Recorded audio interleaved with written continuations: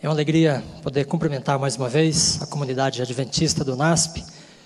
É sempre um prazer retornar a essa escola e tenho a nítida sensação de voltar para casa. Também cumprimento com alegria os visitantes que estão conosco, que vieram de outras regiões ou estados, outras cidades. Que Deus abençoe ricamente a você, para que este sábado seja um dia marcante na sua vida, no sentido de fortalecer a sua fé e a sua convicção de que você é um filho de Deus. Eu vou utilizar o recurso da projeção.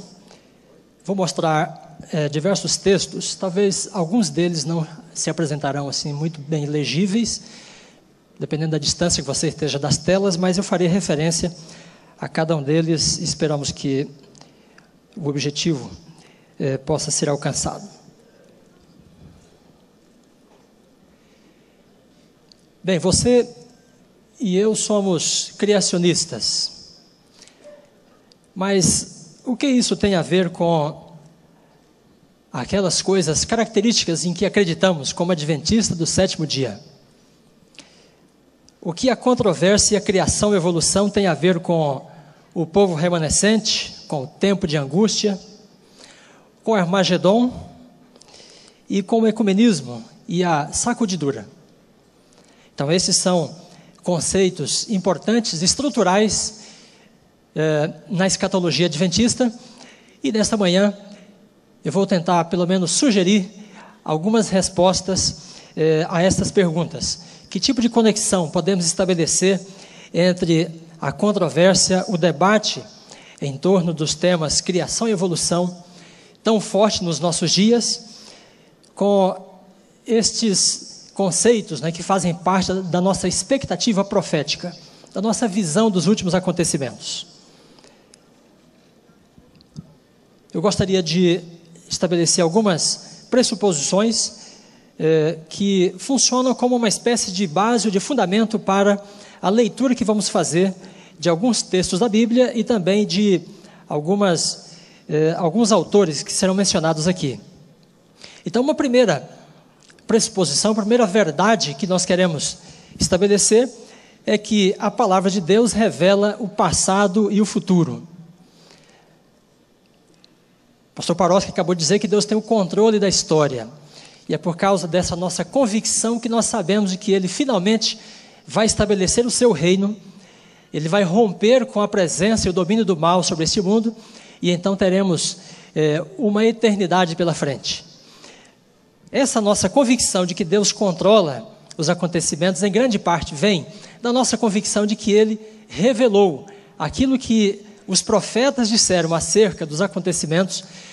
É uma prova de que Deus tem esse controle. Outro ponto, 1798, começou o tempo do fim. 1844, começa o juízo investigativo e a restauração da verdade na terra. Então, nós não olhamos para as profecias e não conseguimos enxergar nelas nenhum período profético a partir desses daí que possam ser marcados, estabelecidos, cronometrados. Em outras palavras, nós estamos dizendo que, à luz das profecias, nós acreditamos que estamos de fato às portas do reino de Deus. Que este mundo está dando seus últimos passos, que os últimos acontecimentos estão se desencadeando. Um quarto ponto, o grande conflito, que deverá terminar com o estabelecimento do reino de Deus, é focado na lei de Deus. Ellen White diz que desde o início do conflito no céu, era a intenção de Lúcifer atingir o governo de Deus, levantando suspeitas sobre a sua conduta, sua postura e sua lei, os princípios do seu governo. Um quinto ponto, o sábado é o selo de um sistema de crenças, apoiado na visão de um Deus Criador e Salvador. Como adventistas, não guardamos o sábado simplesmente como um mandamento, mas ele tem para nós o sentido de uma doutrina, de um paradigma até, no sentido de que ele serve como um sinal, uma evidência de muitas outras convicções que estão relacionadas a ele. E por fim, irmãos, o evolucionismo é um sistema de ideias sem espaço para Deus. Então é a partir dessas convicções, desse ponto de vista, que nós vamos analisar o assunto que preparamos para esta manhã. Eu convido você a abrir a sua Bíblia no livro do Apocalipse, para que tenhamos a leitura básica para a apresentação que se segue. Apocalipse capítulo 14. Enquanto você abre a sua Bíblia, deixa eu te dizer que, ao lermos o Apocalipse, é sempre bom nós nos lembrarmos de algumas coisas. Primeira delas, que o personagem principal do Apocalipse é o Cordeiro de Deus. Jesus é o personagem dominante, central deste livro. Em segundo lugar, é importante lembrar também que a mensagem principal do Apocalipse tem que ver com a vitória que Jesus já conseguiu para nós pela sua morte na cruz. E por causa desta vitória é que nós temos a certeza da salvação, a convicção de que finalmente estaremos com Ele na eternidade. Então o Apocalipse todo está atravessado por essa mensagem de segurança, de certeza, de vitória. Se você observa no capítulo 1, versículo 5, diz que o Apocalipse é uma revelação da parte daquele que nos ama e que pelo seu sangue nos libertou dos nossos pecados. No capítulo 12, versículo 11, a vitória final sobre o dragão, a vitória final no grande conflito, é assegurada, é garantida ao remanescente por causa do sangue de Jesus derramado na cruz do Calvário. E ao final do livro, no capítulo 22, versículo 14, nós temos aquela passagem belíssima, de que pelo sangue de Cristo, o direito à árvore da vida é restaurado ao povo de Deus. Adão e Eva perderam por causa do pecado, mas isso é restaurado para o povo de Deus que crê na pessoa de Cristo e aceita o benefício de seu sangue. O Apocalipse tem muitas coisas impressionantes, e você pode se encantar até com algumas delas, e pode até ficar amedrontado com algumas delas. Mas se você ler este livro a partir dessa perspectiva, de que o personagem central é o Cordeiro, que também é o Leão de Judá, então você poderá ler e poderá ter uma visão positiva, e você poderá ter a convicção de que finalmente todas essas coisas que hão de acontecer não vão abalar a sua fé. Então, diante desse quadro, eu convido você para lermos Apocalipse 14, versos 6 e 7. Vi outro anjo voando pelo meio do céu, tendo um evangelho eterno para pregar aos que se assentam sobre a terra, e a cada nação, e tribo, e língua, e povo, dizendo em grande voz: temei a Deus e dai-lhe glória, porque é chegada a hora do seu juízo, e adorai aquele que fez o céu, a terra, o mar e as fontes das águas. Queridos irmãos, este é um texto extremamente significativo para o povo adventista do sétimo dia, e para todos aqueles que têm uma visão clara da palavra de Deus, das profecias, e uma visão clara da chegada do reino de Deus. O texto é muito sugestivo. Nós podemos, a partir dele, partir para a direção da compreensão de diversos temas da palavra de Deus, mas especialmente aqueles mais centrais, mais cruciais, que compõem o conjunto da verdade presente, que distingue esta igreja, né, diante de todos os movimentos religiosos. Eu quero mostrar então para você algumas coisas sobre esse texto, como parte da nossa reflexão da escatologia adventista nessa manhã. A fala do anjo, que representa um movimento de proclamação da verdade nos últimos dias, está toda ela enraizada no Antigo Testamento. Simplesmente por estes versos nós podemos compreender e concluir algumas coisas, mas quando nós nos relacionamos com algumas passagens que podem ser consideradas como sendo seu pano de fundo, então a nossa compreensão desta mensagem se expande um pouco e se aprofunda mais. Então o primeiro texto que eu chamo a sua atenção para ele é Eclesiastes 12, e os versículos que nós temos aí na tela. O que estava na mente de João ou do anjo quando ele proferiu essas palavras? Então o verso de Eclesiastes diz: teme a Deus e guarda os seus mandamentos, pois esse é o dever de todo homem, porque Deus há de trazer a juízo todas as obras. Bem, aqui nós conseguimos encontrar uma certa equivalência de termos, de ideias, que nos permite afirmar que possivelmente o escritor ou o anjo tinha em mente, né, essas palavras de Salomão ao proferir a mensagem angélica. O que quer dizer teme a Deus, né, ou temei a Deus, na mensagem do anjo? Nós podemos usar algumas expressões que podem ter muito sentido para nós, mas pode fazer pouco sentido para outras pessoas, porque algumas palavras muito características da nossa religião, algumas delas são extremamente subjetivas e passíveis de diversas interpretações. E você pode ler a mensagem angélica e considerar que temer a Deus pode significar diversas coisas. Mas o que o anjo realmente queria dizer? Em que consistia exatamente o seu apelo, né, nessa mensagem? Então, a partir dessa conexão com Eclesiastes, que possivelmente é um dos panos de fundo, né, para a pregação da primeira mensagem angélica, temer a Deus significa uma coisa objetiva. E se você considerar ainda que no original em hebraico não há essa conjunção, Salomão teria escrito assim: teme a Deus, guarda os seus mandamentos. Então, na forma de argumentar do hebreu, ele estaria dizendo: teme a Deus, ou seja, guarda os seus mandamentos, pois esse é o dever de todo homem. Por quê? Porque ele há de trazer a juízo todas as obras. Além desta conexão com o Antigo Testamento, nós podemos ainda explorar o texto em outras direções. Você observa que a motivação dada para adorar a Deus vem com uma citação do quarto mandamento. Então, se o temor a Deus tem uma relação direta com os mandamentos de Deus, de uma forma específica e particular, o anjo está chamando a atenção das pessoas para um mandamento em especial. E ao mencionar essas três palavras, na mesma ordem que elas ocorrem no quarto mandamento, esse mandamento pode ser considerado aqui como um segundo pano de fundo para a mensagem do primeiro anjo.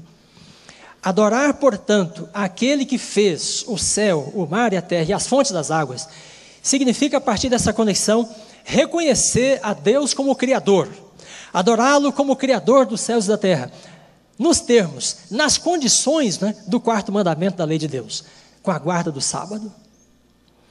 Bem, você também pode observar ainda que na mensagem do anjo há um terceiro aspecto que pode chamar a nossa atenção. Embora ele cite três palavras do quarto mandamento, o céu, o mar e a terra, ele usa uma última expressão que não está no quarto mandamento: e as fontes das águas. Você poderia considerar possivelmente que ele fez apenas uma variação casual, ou que por uma falha de memória, ou por uma variante que estivesse sendo citada, o texto, né, de Êxodo tivesse sido citado aqui de forma diferente. Mas talvez este não seja o caso. E se você observar e perceber que a Bíblia tem uma forma que pode ser considerada como sendo uma expressão técnica para falar das coisas criadas por Deus, então essa alteração que é feita na primeira mensagem angélica não deve ter sido uma coisa casual. Então, em todas essas passagens nós temos a lista em termos de o céu, a terra, o mar e as fontes das águas, e tudo que neles há. Isso você tem no Salmo 146, em Atos 4, verso 24, Atos 14. E também o próprio João, que escreve a mensagem do anjo, ele cita esta fórmula costumeira de falar das coisas criadas, aí em Apocalipse 5, 13 e também no 10, 5 e 6. Então, nós podemos considerar, portanto, que deve ter havido um propósito em fazer essa alteração. Por que o anjo fala das fontes das águas, em vez de tudo que neles há? Então você tem uma conexão aí sugerida entre esta mensagem angélica e o relato do dilúvio. Por favor.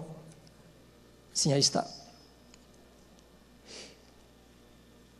E há ainda uma curiosidade que a expressão grega usada em Apocalipse para a fonte das águas é a mesma expressão que foi usada na Septuaginta para a tradução de Gênesis 7, verso 11. E o que diz ali?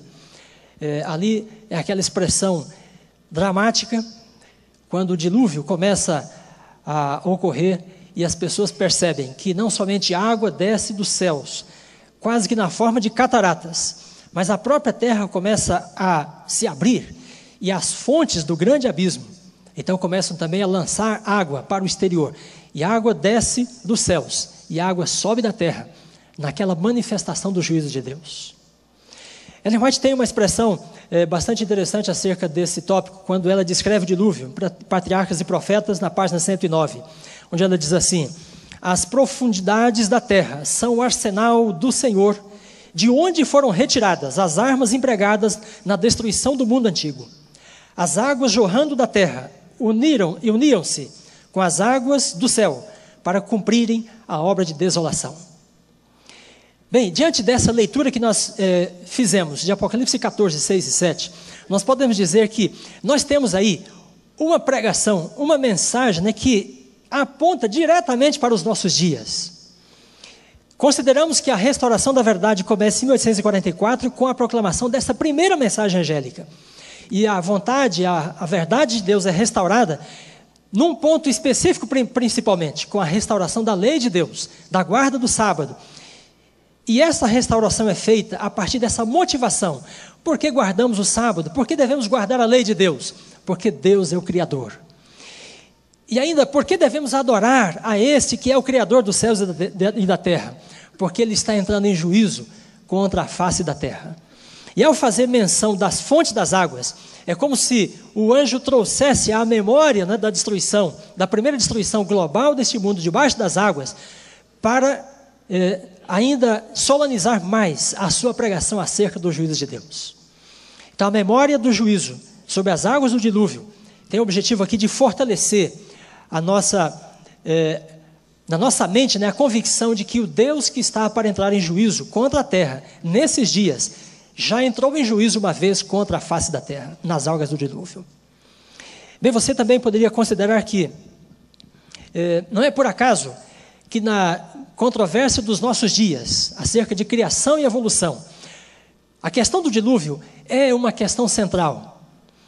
E dificilmente as pessoas falam da criação, do criacionismo ou da evolução, sem terem que passar necessariamente por esse tópico do dilúvio, se foi universal ou não, como ele ocorreu, quais foram as consequências da sua incidência sobre a face da terra. Então nós temos, portanto, aí nessa mensagem, uma abordagem muito ampla que consegue nos colocar diante dessa realidade, de que a primeira mensagem angélica tem tudo a ver com o tempo que nós estamos vivendo. Muito bem, nós podemos ainda considerar rapidamente as outras duas mensagens angélicas. Nós temos em Apocalipse 14, verso 8, o anúncio da queda de Babilônia, por causa de ela ter embebedado a face da terra com o seu vinho. E esse vinho, segundo Ellen White, está relacionado com o falso dia de repouso, em substituição do sábado, memorial da criação, e também com a heresia da imortalidade da alma. Na terceira mensagem angélica, uma advertência é feita para todos aqueles que venham a receber a marca da besta. Se alguém adora a besta e a sua imagem, e recebe a sua marca, esse também beberá do vinho da cólera de Deus. Bem, aí nós temos nas duas mensagens seguintes alguns elementos novos, e nós precisamos destacar aqui a marca da besta, o selo da besta, como sendo a oposição ao selo de Deus que nós enxergamos no quarto mandamento. Há, portanto, a previsão de um conflito, de uma controvérsia que se acirra na medida em que as mensagens vão sendo proclamadas. Há uma marca a ser colocada sobre as pessoas, a fim de que elas sejam consolidadas na mentira, para que elas permaneçam na mentira e não aceitem a verdade do Deus Criador, e nem aceitem a verdade da restauração da lei de Deus. E esta colocação da marca nos leva a um ponto importante da escatologia adventista, que tem que ver com a ascensão de um último poder político e militar que vai se aliar à causa do dragão nos últimos dias, e esse poder é representado através da besta de 2 chifres, em Apocalipse 13, verso 11. Naquele contexto é dito que esse poder fará grandes sinais e maravilhas para persuadir as pessoas, e por meio dele uma marca será colocada para tornar ilegal a obediência à lei de Deus na face da terra, ao mesmo tempo que também fará com que seja legalizada a desobediência a essa lei.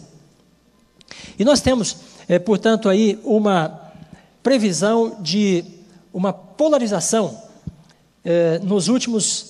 diante dos últimos acontecimentos. E essa polarização no conflito final, nós podemos desenhá-la em resumo da seguinte forma. Se de um lado nós temos Cristo, que é o Cordeiro do Apocalipse, nós temos o sábado, a criação e o selo de Deus. E essa mensagem que é sustentada, guardada e recomendada por um povo remanescente. Mas, por outro lado, nós temos o dragão, que é o segundo personagem do Apocalipse. E em contrafação ao sábado, ao domingo, e em contrafação à mensagem da criação, há um discurso, uma teoria da evolução, que por sua vez estará conectado com a marca da besta e será colocada sobre todos os habitantes da terra. Bem, irmãos, este poderia ser um resumo aqui de Apocalipse 14, 6 e 7, 8 e 9, das 3 mensagens angélicas, e um panorama geral das expectativas escatológicas que nós podemos tirar a partir da nossa leitura do Apocalipse. Os adventistas começaram a pregar essas mensagens com intensidade nos Estados Unidos no meio do século XIX. De lá para cá, algumas coisas aconteceram que mudaram, em alguns aspectos, de forma bastante acentuada, algumas coisas do nosso mundo. E algumas dessas mudanças em relação à crença e convicção, em relação a esses pontos, nós podemos ver nessas estatísticas aqui. Então, chamo sua atenção para esses dados. Veja, 1929, esse foi um período em que, nos Estados Unidos, havia já um grande debate entre criacionistas e evolucionistas, embora termos técnicos e conhecimentos científicos não fizessem parte ainda daquele debate naquele tempo. Mas já havia uma divulgação razoável do evolucionismo, de algumas teses evolucionistas. Havia também uma divulgação razoável das teses da psicanálise de Freud e de outras teorias de importantes pensadores do século XIX, que se levantaram fazendo face à pregação da palavra de Deus. Mas veja, de lá para os nossos dias, há um progresso em relação à adesão ao criacionismo, ao relato bíblico da criação. E esses dados, de alguma forma, dão conta para nós dessa mudança. Veja, em 1929, uma pesquisa entre evangélicos nos Estados Unidos mostrou que seria mais ou menos metade dos religiosos que acreditavam que a criação ocorreu segundo o relato de Gênesis. Então veja que essa foi uma pesquisa realizada com religiosos. Em 1991, nós temos esse outro dado, 47%, não dos religiosos, mas de todos os americanos, responderam positivamente à pergunta se eles acreditavam que Deus criou o mundo há cerca de 10 mil anos. Então, agora, não somente metade dos religiosos, mas de toda a população já aderia a um certo esboço, né, da mensagem da criação. Em 2005, uma pergunta muito parecida, mas colocando a palavra Bíblia, foi respondida positivamente por 53% da população americana, ou da amostragem, né, da população americana levantada nessa pesquisa. E nessa mesma pesquisa também se constatou que 2/3 da população americana entendiam que o criacionismo deveria ser ensinado nas escolas. Em 2005 também, outra pesquisa de um outro instituto revelou que 80% dos americanos creem que Deus criou o universo. Por causa de dados como estes, por causa de um livro como esse que você tem aí na tela, no qual 50 grandes cientistas manifestam, né, o porquê, a motivação de eles crerem no relato bíblico da criação, há pessoas extremamente preocupadas nos nossos dias. Por exemplo, essa preocupação é expressa por esse divulgador da ciência chamado Carl Sagan, que publicou esse livro, publicado no Brasil, com o título O Mundo Assombrado pelos Demônios. Diante de uma adesão, não somente de religiosos, mas também de pessoas do mundo secularizado, diante da adesão de cientistas, de instituições de pesquisa, à mensagem do criacionismo, Algumas pessoas entendem que nós podemos estar entrando numa nova Idade Média. E esse autor aí considera que o mundo está de fato sendo amedrontado, sendo assombrado pelos demônios. Com que ele está relacionando os demônios? Com o fundamentalismo, com a crença no relato bíblico da criação e com coisas afins. Bem, o que nós adventistas temos a ver com esta questão de um mundo assombrado pelos demônios? O que nós temos a ver com essa situação de milhares de pessoas, ou milhões delas, abraçando a mensagem do criacionismo ao redor da Terra? O que nós temos a ver com esse assunto, né, de cientistas falarem do porquê acreditam e aderiram à crença no relato bíblico da criação? Nós precisamos tentar buscar algumas respostas a essas perguntas. Então vou mencionar, a partir desse momento, alguns autores importantes, e vou mencionar os livros deles publicados nos Estados Unidos, e muitos deles já foram publicados em diversas línguas. E então nós vamos ver o que esses autores consideram como sendo a origem do criacionismo, como ele existe hoje. E que tipo de avaliação eles fazem do movimento criacionista nos dias de hoje. Então o primeiro autor que eu quero mencionar é esse que está aí, Mark Noll. Esse homem é um dos professores de História das Religiões na Universidade de Notre Dame. Ele publicou diversos livros, entre eles esse que está aí, O Escândalo da Mente Evangélica. Neste livro, irmãos, Mark Noll diz que o criacionismo moderno emergiu dos esforços dos mais diligentes adventistas do sétimo dia, que desejavam mostrar que os sagrados escritos da fundadora adventista Ellen White, que criou muito da ideia de uma terra jovem e do dilúvio de Noé, poderiam prover uma estrutura para o estudo da história da Terra. Muito bem, então veja, esse homem, publicando um livro no início do século 21, que visão ele tem do criacionismo? Segundo ele, o criacionismo como existe hoje, nasceu dos esforços de quem? De adventista do sétimo dia. Ele fala de George Price, mas fala também de Ellen White. Bem, esta poderia ser talvez uma afirmação que trouxesse orgulho para alguns adventistas, que creem na mensagem da criação, que são criacionistas, mas não faça uma avaliação ainda apressada desta afirmação de Mark Noll. E eu quero mencionar ainda para você também esse outro pesquisador, que também é um historiador das religiões e da ciência. Seu nome é Ronald Numbers. Numbers tem um livro que tem se tornado cada dia mais popular entre os pesquisadores e aquelas pessoas interessadas em história da ciência, história da religião e história do criacionismo. E é esse livro aí, Os Criacionistas, a evolução do criacionismo científico. Veja, irmãos, ele afirma que o criacionismo espalhou-se rapidamente entre evangélicos durante o século XX, desde seu humilde começo nos escritos de Ellen White, a fundadora do Adventismo do sétimo dia. E assumiu a partir daí o status de uma verdade evangélica abraçada por dezenas de milhões de evangélicos e fundamentalistas ao redor do mundo. Bem, o que Numbers está dizendo, portanto, não é uma coisa que possa trazer orgulho para nós, necessariamente, ou exclusivamente, né? Porque, segundo ele, as pessoas que abraçam o criacionismo, e que são milhões delas hoje, são fundamentalistas.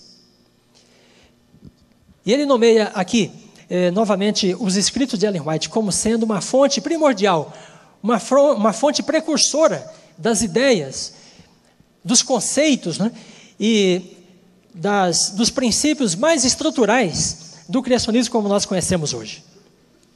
E é interessante que, ao percebermos esta controvérsia como ela existe hoje, encontramos nesses autores, né, essas afirmações de que os adventistas do sétimo dia são a fonte inicial, primordial, de onde saíram essas ideias.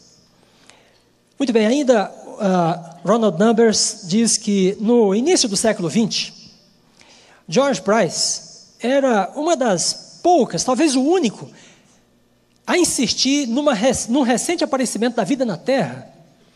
Então, fazendo um levantamento de diversos escritores, pesquisadores das áreas afins, não é, com esse campo de pesquisa, ele diz que George MacReady Price, que era um adventista do sétimo dia, era uma voz quase que na contramão dos escritores de ciência naquele período.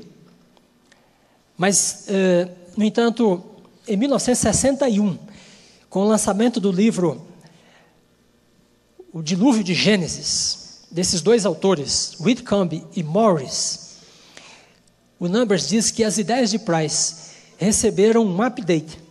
Elas foram atualizadas, elas foram expressas numa linguagem mais persuasiva, e aí então elas passaram a ser atrativas para uma grande audiência mundial.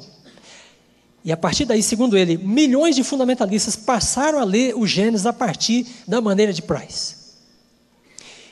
Bem, irmãos, o conceito de George Price entre estes autores não é muito positivo.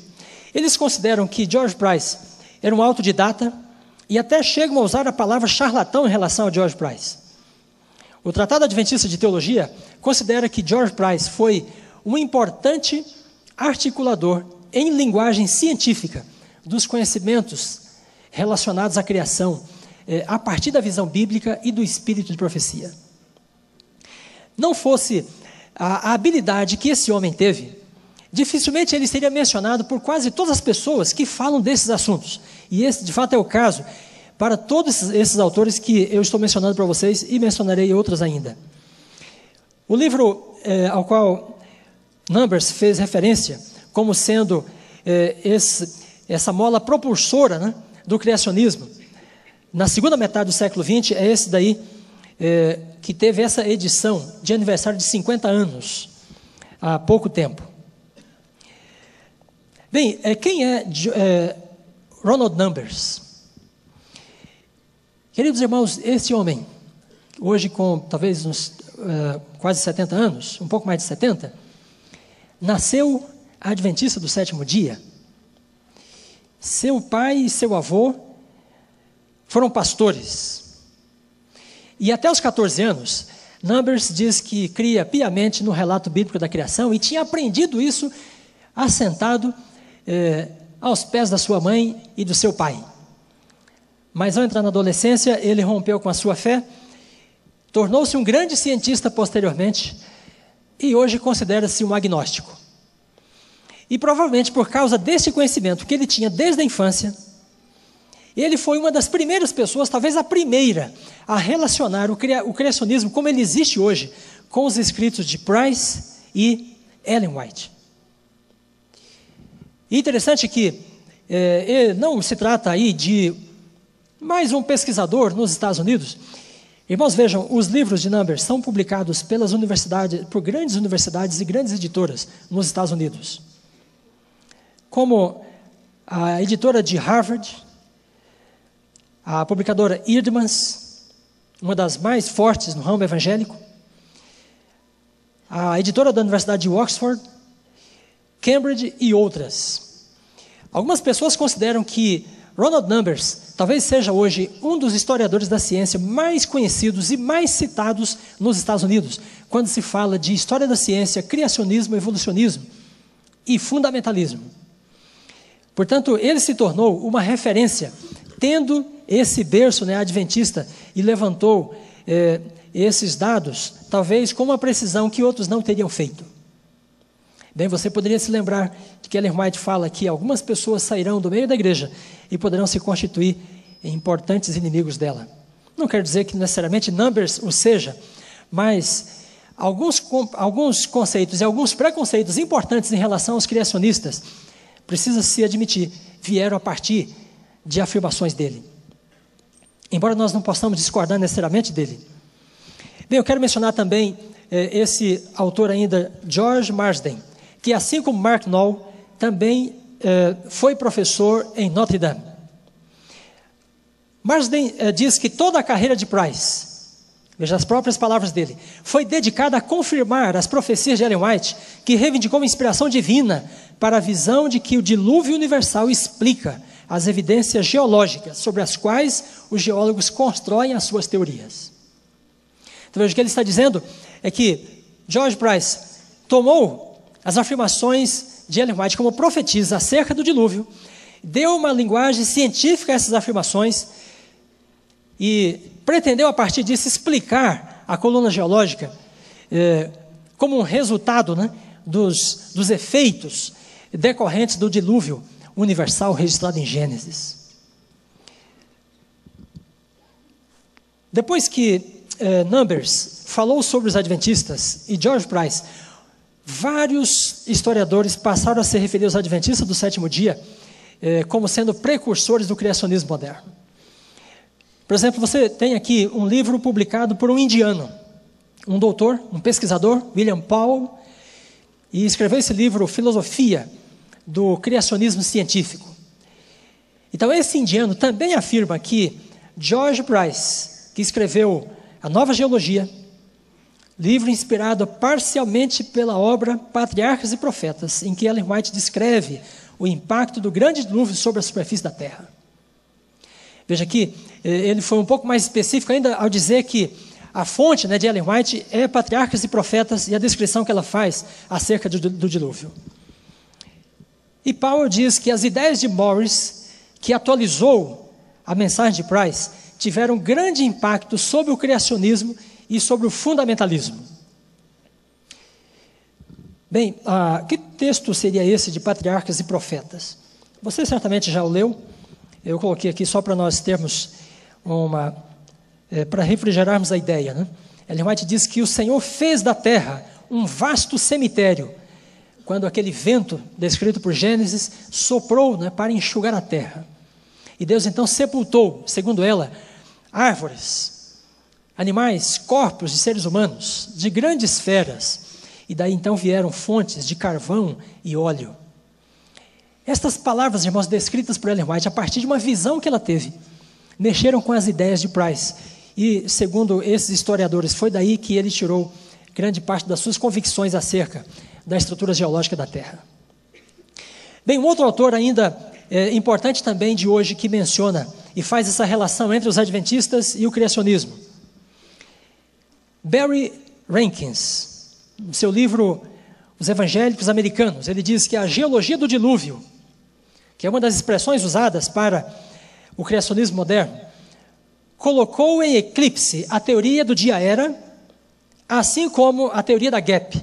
Então essas eram duas teorias cridas e abraçadas por muitos evangélicos, e eles viam nessas teorias uma forma adequada de explicar a criação e de alguma forma ajustar ou acomodar o relato da criação a algumas descrições da ciência, com relação aos milhões de anos da Terra, da coluna geológica e assim por diante. No entanto, o Rankins está dizendo que a geologia do dilúvio, como Price desenvolveu depois, o Whitcomb e Morris, né, colocou em eclipse essas duas teorias e se tornou a visão dominante do fundamentalismo. Segundo ele ainda, esta teoria do dilúvio, né, da geologia do dilúvio, está intimamente ligada aos adventistas do sétimo dia, que são marcados por um intenso interesse nas profecias do fim do mundo. Bem, você pode estar percebendo já, em algumas palavras e expressões desses autores, que eles não falam com orgulho dessas coisas. Eles, na verdade, expressam uma certa preocupação em relação ao caminho, né, que alguns evangélicos estão tomando ao abraçarem essas verdades, essas ideias, né, essas crenças. O Rankins ainda diz que o primeiro cientista autodidata a tomar os escritos de Ellen White e desenvolvê-los como uma ciência foi George Price. Bem, outros dois autores, Stephen Burton e David Wilkinson, diz que Ellen White e George Price, ambos adventistas do sétimo dia, alçaram as narrativas criacionistas ao centro do palco. Mais tarde, com The Genesis Flood, Whitcomb e Morris expuseram as ideias de Price de forma persuasiva. E o que se seguiu então foi uma idade das trevas para a erudição evangélica conservadora por causa dos fundamentalistas. Veja, irmãos, aí está então esse livro publicado em 2009, na página 221, em que eles dizem que o que se seguiu a partir da década de 60, com a divulgação de forma mais persuasiva das ideias do criacionismo, foi o início de uma idade das trevas, por causa do fortalecimento de uma vertente considerada aqui fundamentalista entre os evangélicos. Bem, ainda que os criacionistas sejam chamados de fundamentalistas e que eles sejam considerados como obscurantistas, essa talvez não seja uma grande preocupação para os criacionistas, já que nós estamos falando aqui de pesquisadores e na universidade, no contexto acadêmico, há uma liberdade de expressão e as pessoas podem usar esses adjetivos livremente. Mas eu quero dizer para você que, na verdade, a avaliação que muitos pesquisadores importantes, formadores de opinião fazem hoje dos criacionistas é mais séria ainda. E esta avaliação necessariamente nos remete ao Apocalipse, que fala de um povo que iria restaurar a verdade, e essa verdade estaria centralizada no sábado, como sendo um sinal do Deus Criador e Salvador, chamando a terra para adorar ao verdadeiro Deus Criador, preparando-se assim para o juízo. E esse povo enfrentando então um conflito, uma controvérsia com uma outra ala do mundo, e uma outra forma de proclamação, de pregação, de persuasão, tentando mostrar para as pessoas uma outra visão da realidade, fundada no evolucionismo e promovendo também, em vez do sábado, o domingo como o selo da besta. Então, em que dimensão é assim essa seriedade maior desse assunto? Então, eu quero voltar aqui ao livro de Mark Noll. Mark Noll diz neste livro, O Escândalo da Mente Evangélica, que, segundo a sua visão, irmãos, os evangélicos estão perdendo a sua relevância no mundo. Então, quero que você entenda bem essas expressões dele. Ele argumenta no livro que, nos Estados Unidos, os evangélicos, os cristãos, os protestantes sempre foram relevantes. Eles eram capazes de discutir economia, política, filosofia, arte e ciência com a universidade. Mas ele caracteriza o escândalo da mente evangélica como sendo essa perda de relevância dos evangélicos nos Estados Unidos e no mundo. Segundo ele, os evangélicos estão entrando de fato num período obscurantista em que eles têm sido vistos progressivamente como pessoas ignorantes. Bem, eu poderia descrever um pouco mais desse drama ou desse escândalo que ele descreve no livro, mas talvez isso já seja suficiente. Agora, quais são as razões que ele reconhece como sendo causadoras desse obscurantismo entre os evangélicos? Então ele nomeia pentecostalismo. Então os hábitos, a liturgia pentecostal, o modo de vida pentecostal, segundo ele, são fatores obscurantistas não só do pentecostalismo, mas do evangelicalismo. Além disso, ele destaca também o profetismo, a expectativa do fim do mundo, como sendo coisas que estão prejudicando a mente evangélica. E por fim, ele considera, irmãos, que o fator que mais está escandalizando a mente evangélica seja o fundamentalismo relacionado diretamente com o criacionismo. E veja as palavras dele, a sua afirmação: a ciência criacionista está danificando a mente do evangelicalismo. Você reconhece aí um conflito que está em andamento, que está se desencadeando entre a restauração da verdade desde 1844 e o mundo em que nós estamos vivendo? Então, eu estou dizendo que esses pesquisadores não só reconhecem o papel que os adventistas tiveram no grande movimento que existe hoje em função do reconhecimento da criação bíblica, mas eles consideram que isso é uma coisa ruim, que isso é uma coisa desagregadora e que, de fato, os evangélicos estão tendo a sua mente danificada, escandalizada, por causa das ideias criacionistas. O que você acha disso? Bem, se você pensa que esse sujeito pode não ter assim tanta influência, quero chamar a sua atenção aqui para esse dado. Veja, a revista Time divulgou há pouco tempo uma lista de 25 daqueles que ela considerou os mais influentes pensadores evangélicos nos Estados Unidos. E Mark Noll é um dos primeiros dessa lista. Aqui no Brasil, se você for reconhecido como um importante pensador evangélico, talvez isso não é grande mérito para você. Mas nos Estados Unidos é grande mérito. Para uma população de mais da metade de evangélicos, e para uma cultura, né, em que grandes pensadores, grandes filósofos sempre foram protestantes, evangélicos e muitos deles crentes na Bíblia. Então, Mark Noll, que faz essa avaliação que nós acabamos de apresentar, tem essa importância, né, na academia e na sociedade, no pensamento nos Estados Unidos. Muito bem, eu quero então partir para um outro ponto. Irmãos, quando esses historiadores, quando esses pesquisadores falam de fundamentalismo, isso de fato é uma coisa que nos preocupa. Por quê? Porque neste contexto que nós estamos vivendo, o fundamentalista tem sido uma das pessoas mais mal vistas, mais negativamente avaliadas, né, consideradas na sociedade em que vivemos. Os fundamentalistas são vítimas de diversos preconceitos, e isso não tem a ver só com as questões bíblicas relacionadas com a criação e criacionismo. Isso tem que ver também, em grande parte, com o contexto em que nós estamos vivendo, de uma guerra entre nações fortes, as nações ocidentais especialmente, e o terrorismo. Então, chamo sua atenção nesse contexto para esse autor, que é um especialista em islamismo, terrorismo e fundamentalismo. É um irlandês chamado Malais Woodven. Ele tem um livro chamado Fundamentalismo.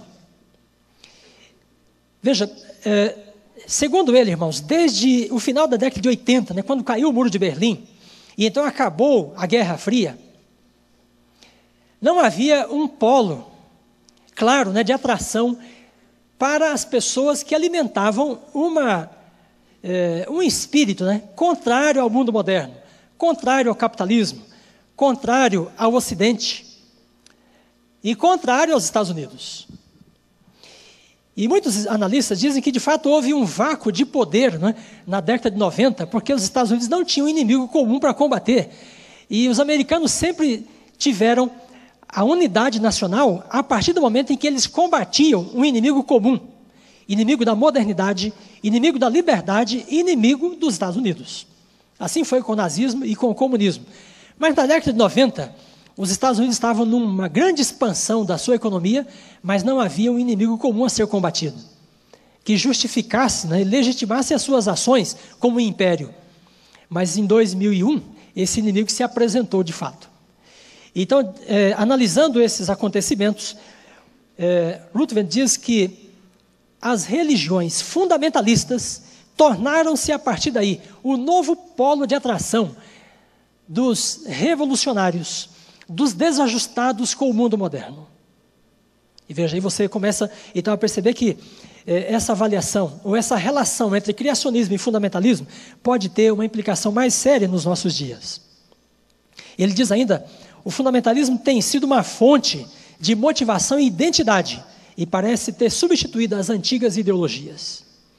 Então, o que ele está dizendo é que, no mundo moderno como ele existe agora, no século XXI, um novo polo de atração, né, para os desajustados, para os críticos da modernidade, do capitalismo americano, do domínio dos Estados Unidos sobre o mundo, né, relativamente como ele é, esse novo polo não é mais um Estado organizado, uma ideologia humanista, como foi o comunismo, o marxismo. Esse polo, segundo ele, é a religião.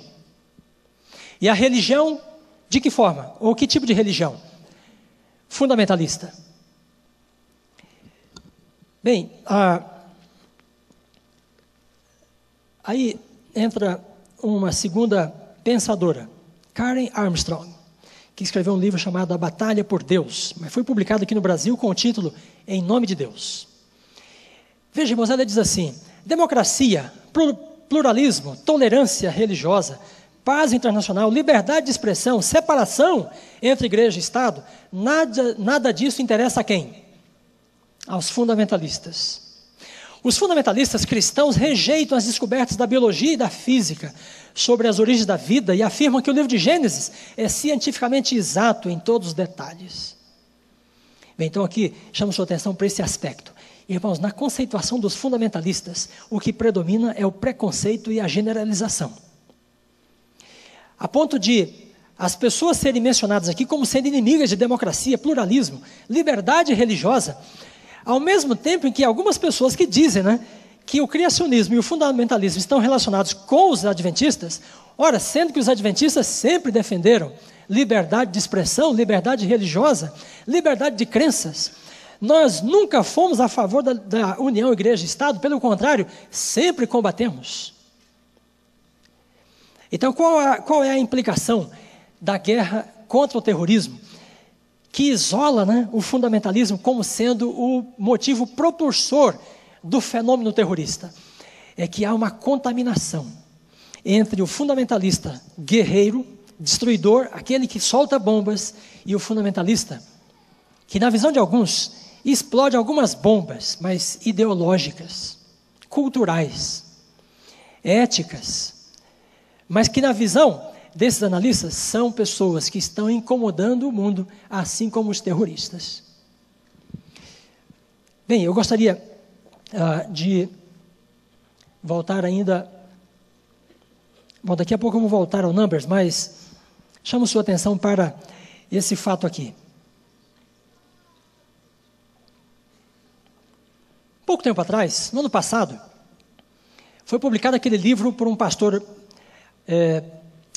americano que criticava de forma imprópria, né, o islamismo. Houve reações, atentados terroristas, e naquele contexto, naquela semana mais dramática, a CNN entrevistou esse sujeito chamado Faisal Abdul Rauf, que é um líder muçulmano nos Estados Unidos. E eu chamo sua atenção para a fala dele, que pode ser uma fala paradigmática. Ele também escreveu um livro chamado Movendo a Montanha. E então, na entrevista, na CNN, ele disse assim: a real batalha não é entre o islamismo e o Ocidente. Veja o foco importante que ele estabelece. Entre o islamismo e os judeus, o islamismo e os cristãos. A grande batalha hoje é entre moderados e extremistas. Então ele faz algumas justificativas para essa afirmação, e por fim ele diz assim: nós que somos a vasta maioria de islâmicos, judeus, cristãos e ateus, precisamos realmente nos unir e criar uma coalizão global de moderados contra os extremistas que causam problemas ao mundo. Esta é a batalha que temos de enfrentar hoje. Bom, você pode durante algum tempo ter ficado assim, intrigado com uma afirmação de Ellen White, e pode ser que diante dessas palavras, essa afirmação de Ellen White se torne bastante esclarecedora hoje. Quando ela diz assim, que os guardadores do sábado serão vistos como inimigos da lei e da ordem na terra, apoiadores de todo tipo de caos que a sociedade então estará procurando evitar. Veja, aí nós temos um certo círculo, né, que se fecha. Há uma crítica dura por parte dos evangélicos, norte-americanos especialmente, contra os criacionistas, que eles consideram como sendo fundamentalistas. Eles levaram essa crítica até as suas origens, segundo eles, os adventistas do sétimo dia. E existe um contexto em que todo fundamentalista passa a ser visto de forma preconceituosa, como pessoas inimigas da paz na terra. E aí, então a fala de Ellen White parece ser extremamente atual. Os guardadores do sábado. Por que os guardadores do sábado? Porque são eles que creem no sábado como selo da criação. São eles que defendem que Deus fez esse mundo em 6 dias.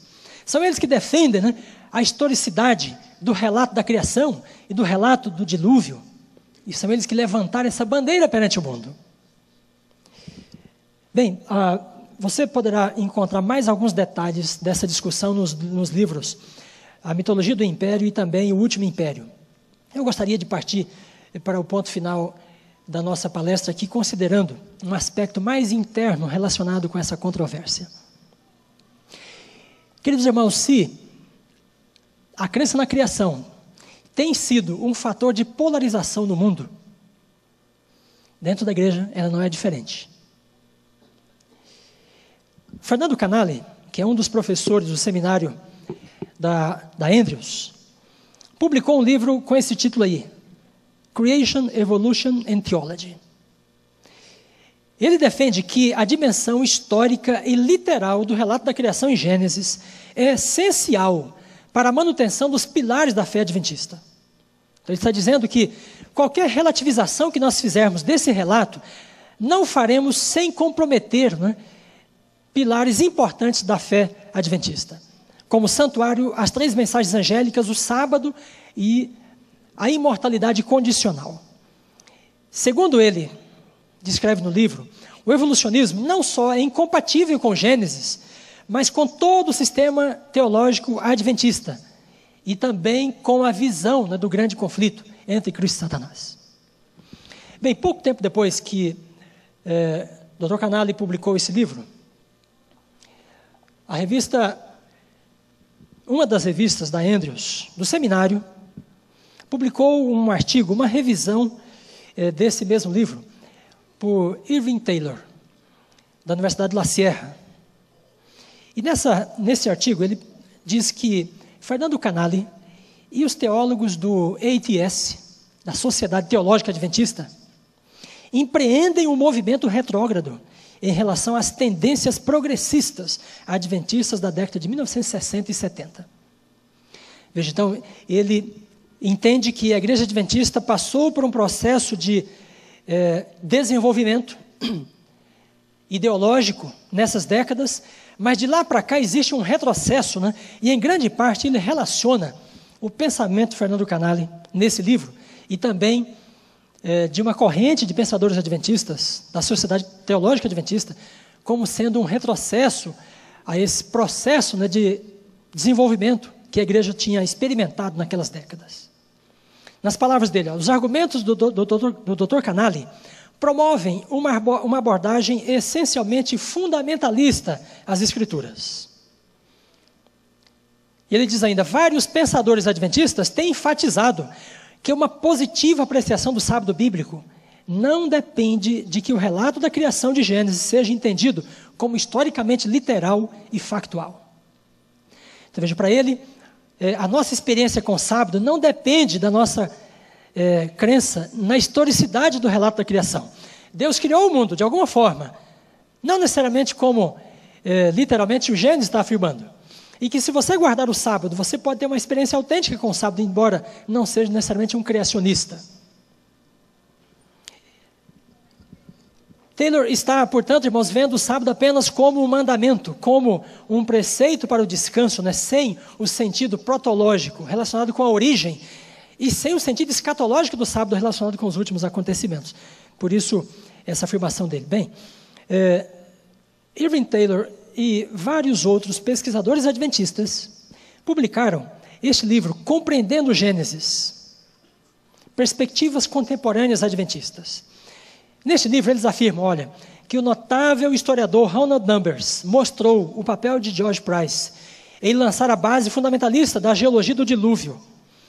Em pronunciamentos recentes, a Igreja Adventista tem endossado uma leitura essencialmente literalista do Gênesis, com a qual, naturalmente, eles discordam.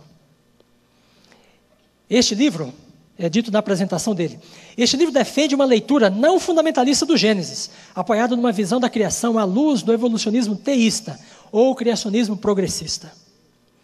Veja, então, se os criacionistas são chamados de fundamentalista na pesquisa, na história da ciência, né, do criacionismo das religiões, dentro da igreja, os criacionistas que creem na literalidade do relato da criação também são considerados fundamentalistas por algumas pessoas. Há um artigo divulgado em diversas línguas na enciclopédia virtual, Wikipédia, intitulado Adventismo Progressista. Então esse artigo descreve uma vertente que, veja, relativiza o juízo investigativo, o conceito de remanescente, o espírito de profecia e também o sentido teológico do sábado. E esse grupo também defende o criacionismo progressista, ou progressivo. Esse grupo defende que a Bíblia é culturalmente condicionada, ou seja, ela deve ser reestudada, revisada e reentendida na medida em que a cultura muda. E assim como ela estava acomodada na cultura em que foi escrito, a mensagem se acomodou naquela cultura, ela deve também ser relida, né, e acomodada na cultura em que nós estamos vivendo. Esse grupo defende que a verdade presente, como nós conhecemos como adventistas, deve ser reciclada. Novos conceitos, novas ideias devem ser descobertos, né, como verdade presente em ampliação dos conceitos antigos e mesmo em substituição daqueles que eventualmente se tornem irrelevantes. Esse grupo defende ainda uma imersão cultural pela igreja, como condição para a igreja ser relevante no mundo de hoje. Veja, significa que, em diversos aspectos da cultura, segundo os adventistas progressistas, nós precisamos imergir na cultura, refletir a cultura, incorporar a cultura do nosso mundo, como condição para nós sermos ouvidos e sermos relevantes no mundo em que nós estamos vivendo. E ainda, irmãos, os adventistas progressistas defendem uma equivalência de gêneros, homem e mulher, para todos os efeitos. Bem, uma hora você pode dar uma lida nesse artigo em textos equivalentes. E observem como a adesão a um criacionismo progressista está relacionada à adesão a outras leituras relativizadoras da palavra de Deus. De forma que uma tendência ou um conceito progressista ou liberal dificilmente existe sozinho na mente de uma pessoa. Pelo contrário, eles se relacionam como uma espécie de rede.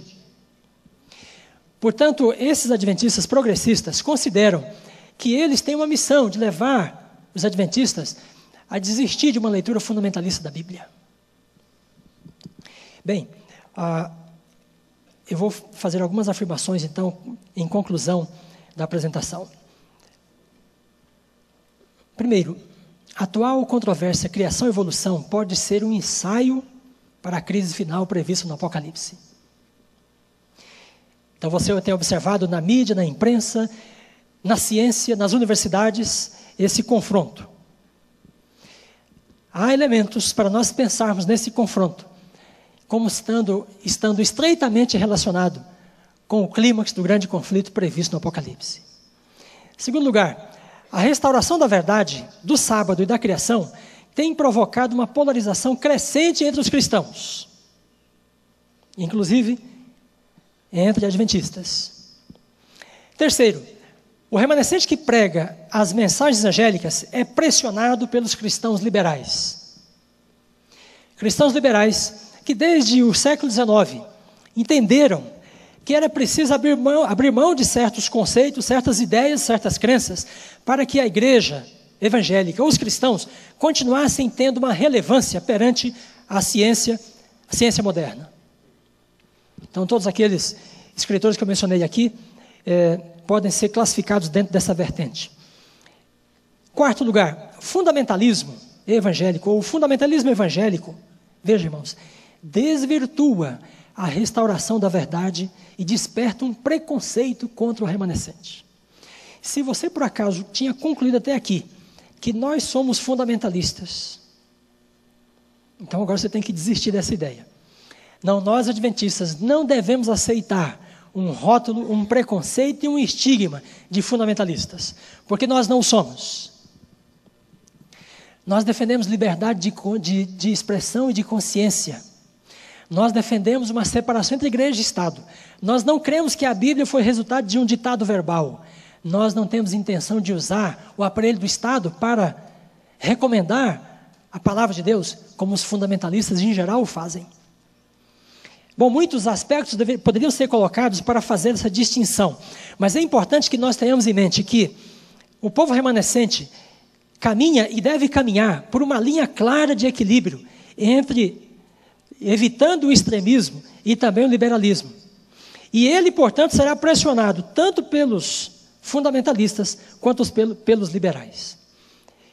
Mas se você concluir que uma pessoa, uma corrente, uma vertente, né, é liberal ou fundamentalista, não se apresse em fazer nenhum julgamento. Por quê? Muitas pessoas entre os liberais são pessoas sinceras. Elas têm uma compreensão verdadeira de Deus, embora não esteja entendendo, né, completamente a vontade de Deus e nem o conflito que está se desenvolvendo nos nossos dias. Há pessoas também sinceras entre os fundamentalistas, que defendem aquelas atitudes agressivas, dramáticas até. Pessoas que têm o coração em Deus, mas não têm ainda uma compreensão clara da verdade. Quando é que elas poderão ter? Quando é que liberais e conservadores, ou extremistas, né, fundamentalistas, poderão tomar uma postura, né, definitiva ao lado da verdade? Irmãos, somente diante do alto clamor. Quando o povo de Deus, o remanescente, vai ser revestido do poder do Espírito Santo, para pregar com todo o poder as 3 mensagens angélicas. E então uma convicção plena da verdade será possível no mundo. E então as pessoas tomarão definitivamente a sua posição.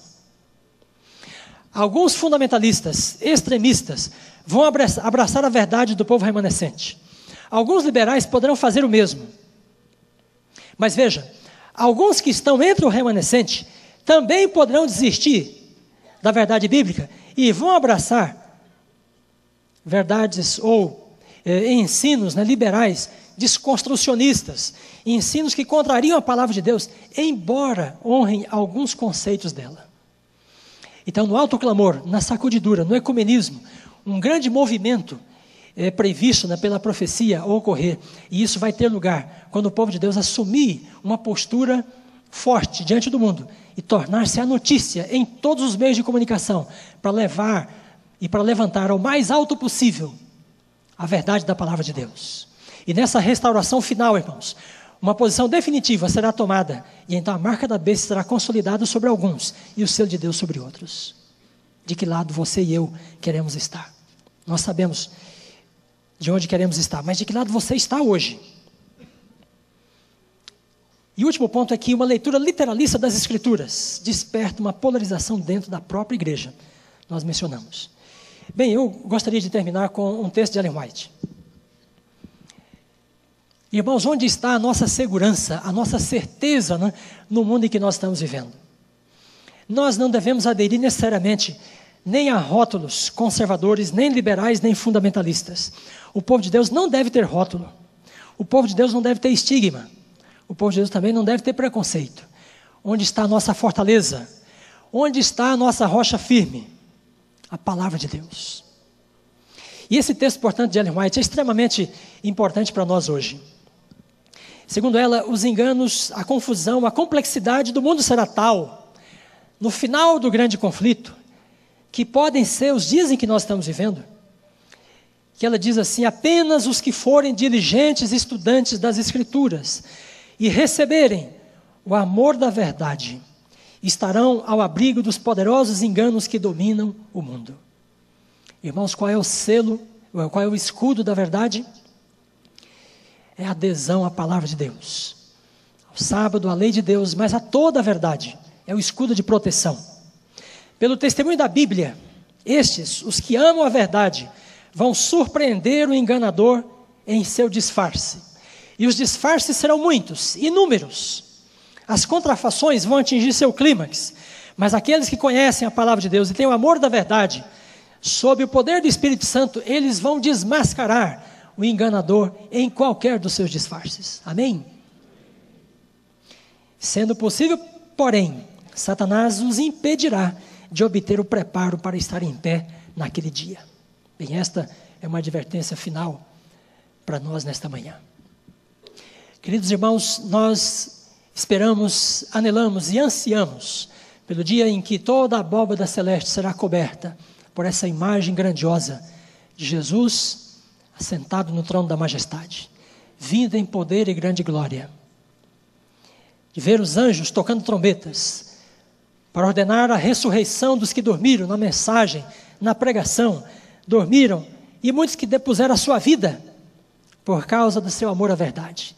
Irmãos, esse dia glorioso está perto.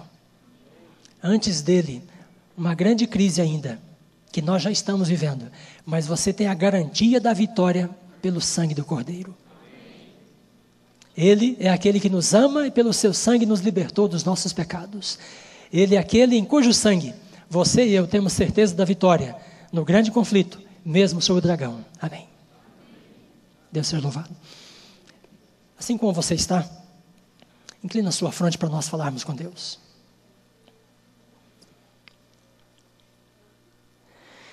Nosso Deus e amado Pai, nós te louvamos, ó Deus, pela tua grandeza, pelo teu poder, pela tua majestade. Nós te louvamos, Senhor, porque tu és o Deus que controla e tem nas mãos toda a história, todos os acontecimentos. E nós te louvamos, ó Pai, porque a Tua palavra revela tanto o passado quanto o futuro.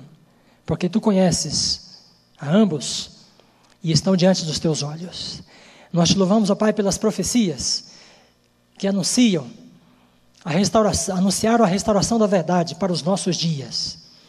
Te louvamos, ó Pai, porque levantaste um grupo em 1844 para abraçar essa verdade e para levantar bem alto a palavra do Senhor diante do mundo em que nós vivemos. Ó Pai, nós te louvamos porque essa mensagem chegou até os nossos dias e tem se transformado no movimento mundial. Ó Deus, como adventistas, como pessoas que creem na Tua palavra, como criacionistas que defendem a criação e o relato bíblico das origens, nós queremos, ó Pai, colocar nossa vida nas Tuas mãos nesta manhã. Ó Deus, queremos ser sábios no poder, no discernimento do Espírito Santo, para darmos a mensagem para o mundo exatamente como ela precisa ser dada. Não nos deixe, ó Deus, sermos negligentes, displicentes, nem liberais, mas também não nos deixe, ó Pai, sermos extremistas, fanáticos, nem sensacionalistas.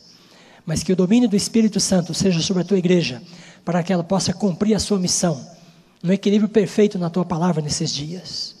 Ó Pai, abençoa cada jovem que veio para esse simpósio, que cada um de nós possamos ser renovados, fortalecidos na nossa fé, na Tua palavra, que possamos viver por ela e possamos testemunhar dela no poder do Espírito Santo. Continua conosco, ó Pai, pois tudo isso nós te pedimos, agradecidos pelo nome e pela graça de Jesus. Amém.